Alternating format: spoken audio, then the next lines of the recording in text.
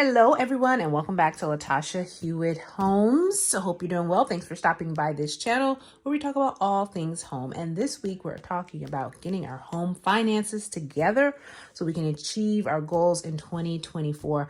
I've already shared with you the budget planner that I am planning to use for 2024. I've done a little bit more work in it and setting it up, and I kind of want to share it with you and maybe chart some of our financial goals for the year and see if you have some of the same. I'm also going to have here this insert that came with the planner to tell me exactly how to fill out each section.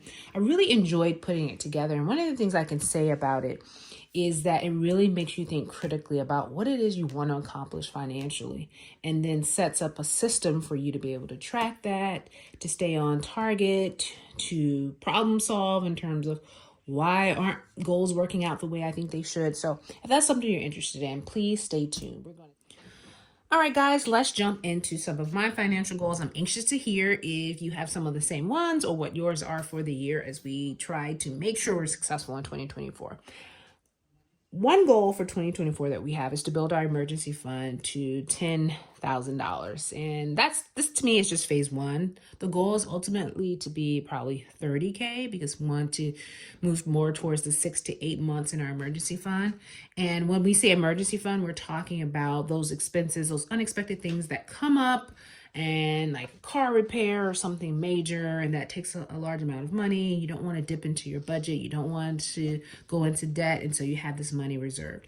So we do know that as in building such a fund, there is also the possibility of having to take out of it throughout the year. And so we just want to keep it to the point where it's at 10K, and we're halfway there and wanting to get to that 10K mark.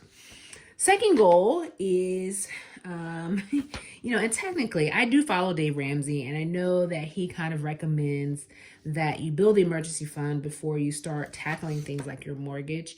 But I kind of want to start making those baby steps towards doing that. So when the time comes, it goes even faster. So we're starting small with just doing $100 extra with each payment towards the principal. As we know, if you have a mortgage company you pay online, they tend to have these trackers that help you determine if you put this amount more on your mortgage, this is how much you can save in interest, this is how many years your payment will be decreased by. And so I went to, I think it was like the 100 mark, and it would save us, guys, $24,000 in interest, and we could pay it off in a little under 2 years, less than 2 years. So it takes a little less than 2 years off of the mortgage. So something as simple as $100 extra, but also making one extra lump sum payment. So taking the full mortgage amount and just making a lump sum payment can also drastically bring that down as well. So the goal is to not have to pay all that interest and be able to pay off the mortgage so that you can really, really be able to use our finances for more things. All right, so that's goal number 2 for us. Number 3, and I talked about this before, is using sinking funds. So no matter how much I think I'm going to have a little extra for certain things that come up, there's always something like hair for the girls or Christmas or things like that where you're like, wow, I wish I had started saving earlier in the year so that when the time comes, it's not as big of a hassle. So we're actually going to try using sinking funds, and we'll actually talk more specifically about that in another video. So we're going to budget $2 per pay for our sinking funds, okay? And the next is to continue to invest in our index funds. I use Fidelity. We use Fidelity. I really like it. It's an easy platform. I need easy because when things get complicated, then that's when I back away.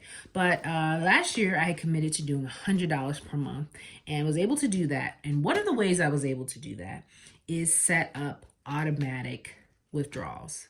I don't miss the money at this point because I'm so used to it happening. It happened for a whole year. So I'm going to be doing that this year, but I'm going to increase it to $150 because to me, once you reach that mark, it's time to level up. You know what I mean? Go up a little bit higher, a little bit higher. All right, so we're going to do that. Goal number 5, right now I contribute. I work for nonprofits, so I don't have a 401k and I don't have a match from an organization. So I have a 403b, which means this is pre-tax dollars that come out of my check. Right now I'm at 6%. I do want to increase it to 10%, and I'm kind of challenging myself in doing that. Okay, pay off medical bills was goal number 6. And one thing about the medical bills is they don't have interest, which I love. So I'm pretty much set with those monthly payments. Not a lot of money, but the easier or the faster I pay these off, the faster I could take that money that I'm applying to these bills and put them towards these other goals that we have here. And fortunately, it's not a lot of money. But I definitely want to see them go away. I just like being able to do what I want with my money and not owe people. That's just not my jam, you know?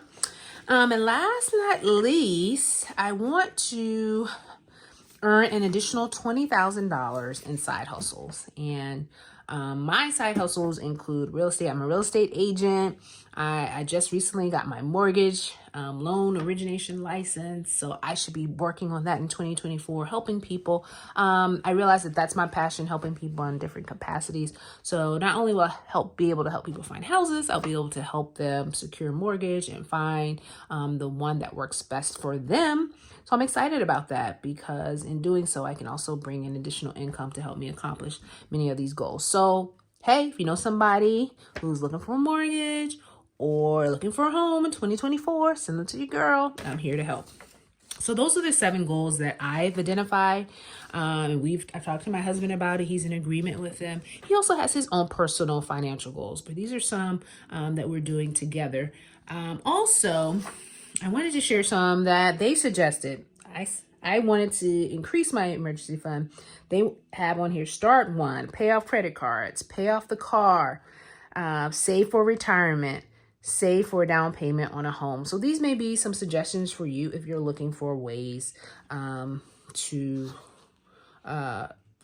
outline what your financial goals are. Because if you don't really know what you're trying to accomplish, you're not going to be intentional about what you're doing with your money in 2024. So let me know in the comments. Do we share some similar goals? What are your goals? Let's keep each other accountable throughout the year. We may come on at least once a month and talk about how we're doing with our goals, how we're doing with our budget. Because if we can maintain our financial goals, then it helps our homes to run a little bit more smoothly. And this is Latasha Hewitt Homes. So we want your home to be a happy place. And when the finances are in order, that tends to be something that comes along with it. All right, let's keep moving to some of the other aspects that I filled in and talk about how we're really going to map out a successful financial future. Okay, guys, let's talk about our strategy and our tactics for achieving these financial goals that we set out. Here it's asking us to outline new skills I need to learn to achieve my financial goals. I put things like learn more about investing and saving since they coincide with my goals. Also, I wanted to earn $20,000 in my side hustle, so I need to learn more about these markets and the real estate industry and the mortgage industry and how I can be an asset so that I can be a valuable resource to others. And in doing so, I can get clients and then therefore earn that money. So that's part of my strategy. Next, it says, what money affirmations for wealth and prosperity?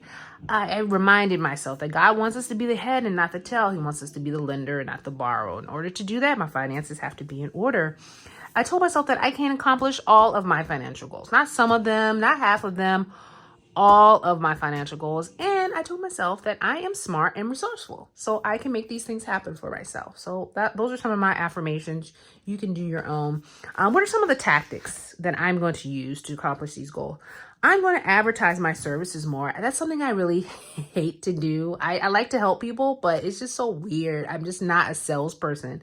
So I have to really put myself out there a little bit more and let people know I'm a real estate agent. Let people know that I can help them obtain a mortgage.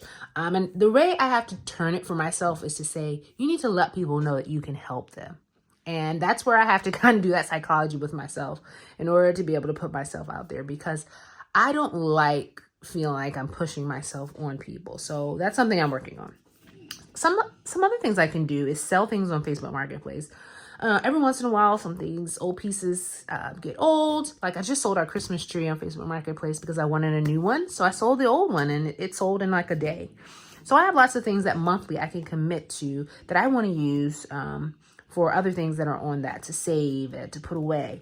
Also freelance writing. That's something that I do. It's a skill that I have. I have an article I have to write even now. Should be doing it. But I want to do more things that allow me to earn more money. So these are some ways that I can do that. And the next one is actions to cut my expenses. This is something I did this year and saved our family at least $100 a month. And that's reviewing all the bills, calling the companies to see if there's a plan that's a little bit better, seeing if I can get a discount. I also like to do grocery pickup. So I order my groceries online, which helps me keep from just picking up frivolous stuff that I don't really need. I get to see how much I'm spending, take it out of the cart if it exceeds what I've budgeted.